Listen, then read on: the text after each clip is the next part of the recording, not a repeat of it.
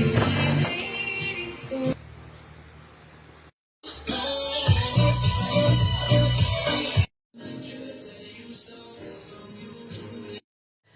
guys! Gagawa tayo ngayon ng DIY frame for my dried flowers. Ito nga yung isa ko sa mga bulaklak na natanggap at para ma-preserve ito, ilalagay natin sa frame.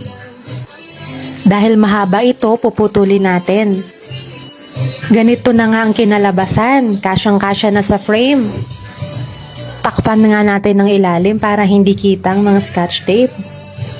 At yung mga pinutol natin na tangkay kanina, ilalagay natin dito. O diba napagkasya lahat?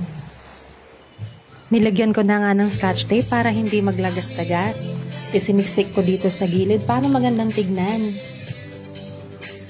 At dahil may natira pang cover, sinali na lang din natin sa frame. At itong ilaw na to kasama sa in-order natin. Tada! Ito na nga po ang itsura niya.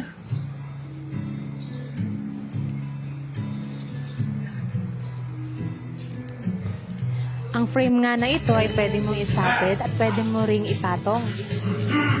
Ito na guys, ang finished product natin.